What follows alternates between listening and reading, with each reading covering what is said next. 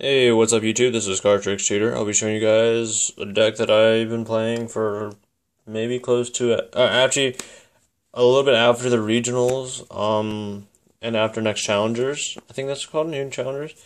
And yeah, like I really enjoy this deck. Deck does have a couple bad matchups, but you know, this deck can still grind out. And I'm playing Burning Abyss. I ended up playing this deck because of the fact that like the consistency hands that you can open compared to Shaddolls. I noticed at the regionals I did top, but it didn't like I was like grinding my way through like every single round, hoping to draw the cards I needed. Whereas this deck, like you get through so much stuff so easy, like you're not really trying to sack your way through things. You kind of just you're like 100% guaranteed to get the hand.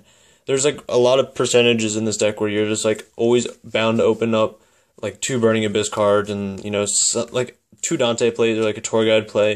You know, it's just amazing what this deck can do.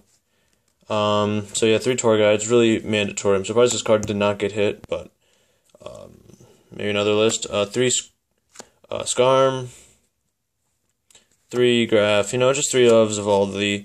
these are still the best Burning Abyss cards that we have. I have no idea what the new ones do, but I can't imagine them doing anything better than what they do right now. 3 Rubik, yeah, this is standard. And then 2 Calcab, and 1 Alec. I've been testing ratios between these. The 1200 and 1400 actually do matter, like in some situations, but negating window effect is also very important. Because Winda is quite annoying, but you can also get around it with like every single trap that you run. And you can stall pretty hard with what you have against Winda. As long as you can get 1 Dante on the board, you should be just fine. And then we run 1 BLS. Like, I like it, but I don't like it at the same time because you draw within the first couple turns, it becomes completely dead. And yeah, that's all the monsters that we run. I'm thinking the cloth time, I'm putting Veilers back in because this deck will instantly lose to Trishula. If it resolves, they banish like a Sura out of my hand, or banish a Dante or a Virgil. It just becomes game over. So, yeah. And then for the spell cards, we run triple Upstart Goblin. You know, because like what's really cool about this deck, which is different about every other deck, you can go like if you open up a Tour Guide and Upstart, you go Tour Guide in a Graph, get Skarm, and then you mill your 3. If you mill something else, like to make another Dante, then after you mill all those cards, you see like how many traps you actually milled, and then you go how many traps you actually have, then that's like a greater percentage that you'll draw into a trap. Most of the time you probably draw into another spell card or a trap card. The bigger chance is you're drawing into another monster, so if you really do need another monster to make a second Dante, this is the card that gets you to it. But you know, you really don't have anything dead that you don't want to draw. Like Fire Lake not having 2 Burning Abyss is pretty dead, but that very rarely happens. Then we run 3 MST because back row is quite annoying, and Snatch Steal is going to be a card.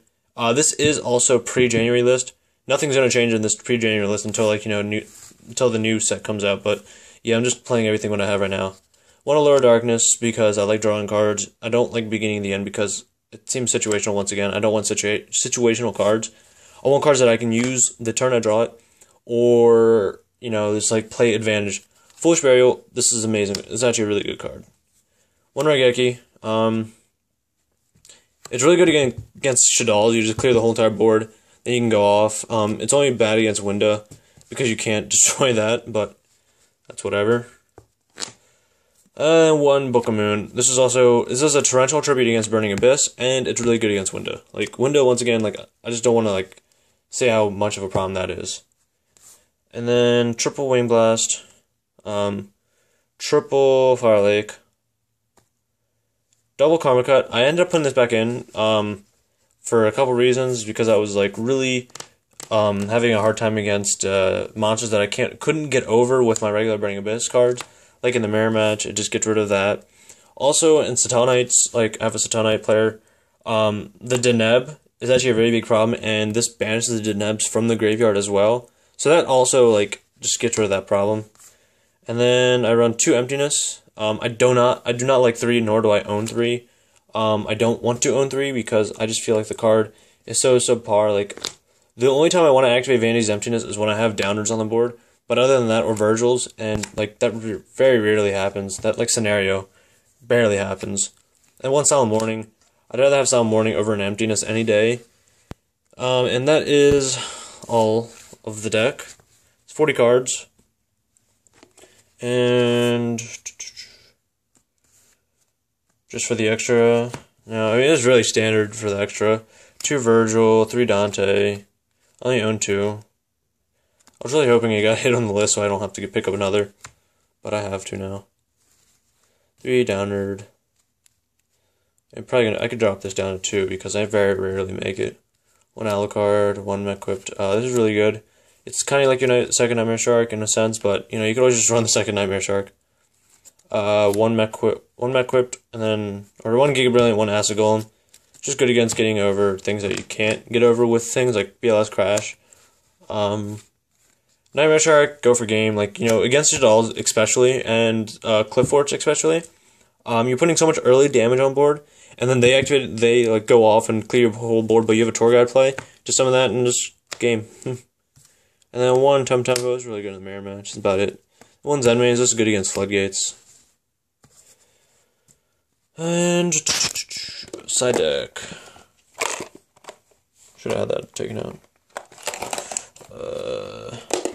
3 Majesty Fiend. I really like this card. I also love Vanity's Fiend. I like any card that says your opponent cannot play Yu-Gi-Oh! That's like what my favorite card, what it is all about. Triple Maxi, I've always liked Triple Maxi. And apparently in Neckcloth format, it's going to be even better, but I have no idea. Triple Enemy Controller, this is more or less for the mirror match.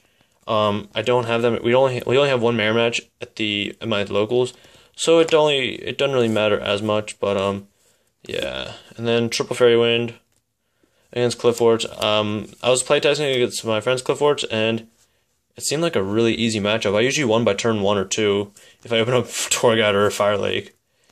And then Triple Royal Command. Royal Command, having Royal Commands and Majesty Fiends all in against them is just way too good.